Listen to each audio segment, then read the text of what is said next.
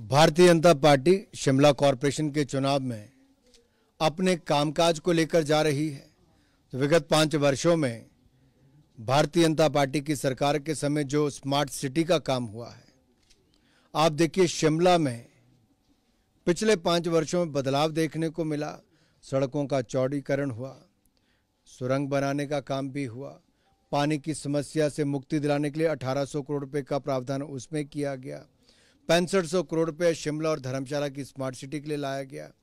यही नहीं, यहाँ पर बाकी सुविधाएं स्वास्थ्य से लेकर सड़कों से लेकर पानी से लेकर हर जो मांग यहाँ के लोगों की थी वो पूरा करने का काम भारतीय जनता पार्टी की सरकार ने किया था।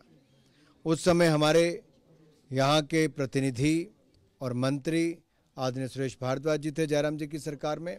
बहुत एक एक हिस्से में एक एक वार्ड में अभूतपूर्व विकास यहाँ पे करने का काम किया। आज भी हम किसी वार्ड में जाते हैं तो लोग कहते हैं ये तो भाजपा ने करवाया, ये भी भाजपा ने करवाया। शिमला का सौंदर्यकरण भी भारतीय जनता पार्टी के समय हुआ।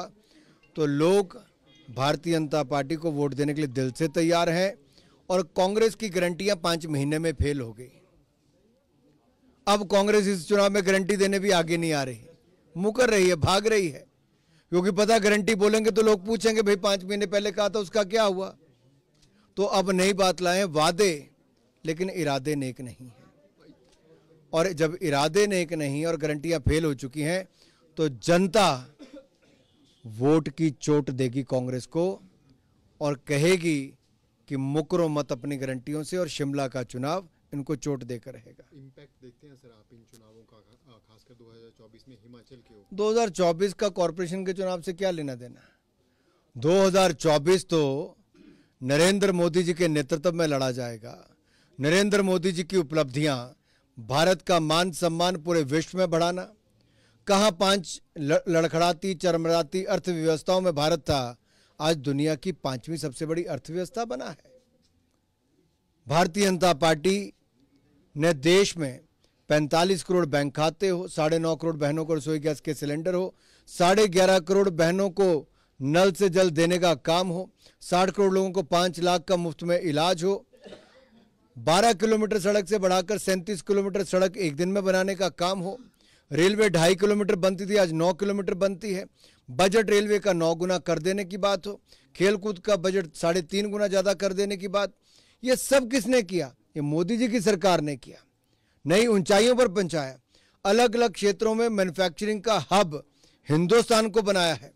आज देखिए, जो 50 किलो की आप खाद की बोरी लेके जाते थे, आज नैनो ईयर एक प्लास्टिक की बोतल में आप उससे काम चला लोगे, आधे दाम पे आपको मिलेगा। किसानों की आय बढ़ाने का काम किया, भारत की अर्थव्यवस्था को आगे बढ़ाने का काम किया। तो हर क्षेत्र में जब मोदी जी की सरकार ने काम किया तो वोट मोदी जी का नेतृत्व, ईमानदारी और उनके काम पे मिलेगा। नॉर्थ बंगाल पुलिस स्टेशन है, ममता बनर्जी भारतीय जनता पार्टी को। देखिए, पश्चिम बंगाल की परिस्थिति कि जब तृणमूल के कार्यकर्ता हुल्लड़बाजी करते हैं, रामनवमी के समय कुछ उपद्रवी राम भक्तों के ऊपर पथराव आगजनी करते हैं, उस समय तो वहां की पुलिस बिल्कुल चुप बैठी रहती है। लेकिन एक मासूम बच्ची के बलात्कार और हत्या पर जो भारतीय जनता पार्टी के कार्यकर्ता और आम जनता विरोध करने उतरती है या फिर उसके न्याय की मांग करती है, तो गोलियां चलाने का काम होता है। कानून व्यवस्था पूरी तरह से चरमरा गई है पश्चिम बंगाल में। ये हालत है ममता जी की वहाँ पे कि एक महिला मुख्यमंत्री के होते अगर बेटी को न्याय न मिल पाए, महिलाओं को न्याय न मिल पाए, अत्याचार को बढ़ावा मिलेगा, तो ममता जी में ममता की बहुत कमी है। हिमाचल में चुनावों के बीच प्रदेश ले गए, कितना इम्पैक्ट होगा? बहुत सारे राज्यों में बदले गए, हर 3 साल बाद बदले जाते हैं। ये प्रक्रिया है संगठन की, नई नई जिम्मेदारियां मिलती हैं और आगे बढ़ने का अवसर भी मिलता है। सर, पंजाब के 5 बार के मुख्यमंत्री प्रकाश सिंह बादल का निधन हुआ, उस पर आपकी प्रतिक्रिया चाहेंगे? प्रकाश सिंह बादल जी ने बहुत संघर्ष किया और बहुत लंबे समय तक सेवा भी की। उनका जीवन पंजाब के लिए, पंजाबियत के लिए और देश के लिए समर्पित था। उन्होंने भाईचारे को सदा आगे प्राथमिकता दी, देश को प्राथमिकता दी। पंजाब की जो सुरक्षा है और कानून व्यवस्था है उसको सदा प्राथमिकता दी। और उनसे, उनके जीवन से एक बात सीखने वाली बहुत है।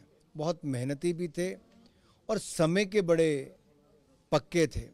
अगर 9 बजे कार्यक्रम है तो 9 बजे ही पहुंचते थे, 11 बजे कार्यक्रम तो 11 बजे ही पहुंचते थे, कभी किसी को इंतजार नहीं कराते। इनसे बहुत कुछ सीखने वाली बातें हैं। कॉन्फ्लिक्ट दान से जिस तरह से भारतीयों को इवैक्यूएट किया गया है, भारत माता की जय, नरेंद्र मोदी जिंदाबाद, इस तरह के स्लोगन्स लगे हैं once they arrived to India, कितना सिग्निफिकेंट? देखिए, एक के बाद कई ऐसी घटनाएं दुनिया भर में हुई जहां भारतीय फंस गए, उनकी जान पर बनाई। लीबिया, सीरिया, टर्की, कई जगह से अगर आप देखोगे, और फिर यूक्रेन, वहां पर भी 27,000 विद्यार्थी फंसे थे। मोदी जी की सरकार ने 5-7 लगते देशों से बात कर, वहां से अपने बच्चों को निकाल, यूक्रेन की सरकार से बात कर, रशिया से बात कर, एक भी खरोंच नहीं लगने दी थी, वापस बुलाया था। अफगानिस्तान, नेपाल में संकट आए तब वहां से वैसे ही सुरक्षित लाए।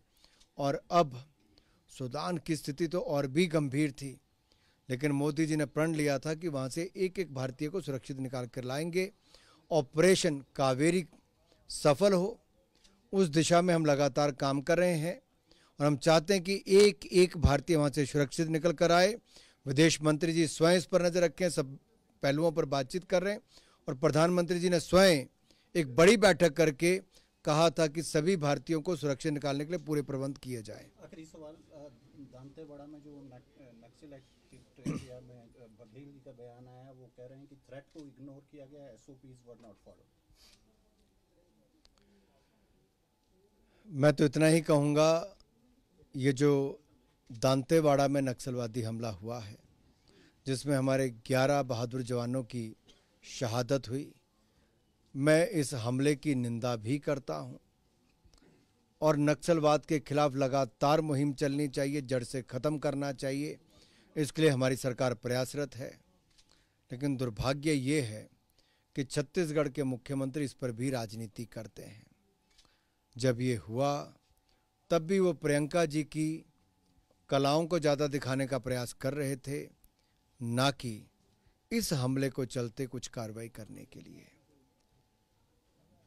क्या कांग्रेस गांधी परिवार के स्तुतिगान में इतना डूब चुकी है कि 11 बहादुर शहीदों को भूलकर एक परिवार के ही चक्कर में खो जाए?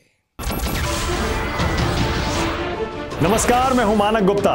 अगर आपको हमारा ये वीडियो पसंद आया हो तो इसे लाइक और शेयर जरूर करें। और हां, हमें सब्सक्राइब और फॉलो करना ना भूलें, ताकि आप देश और दुनिया की कोई खबर मिस ना करें। तो जुड़े रहिए हमारे साथ और देखते रहिए न्यूज़ 24।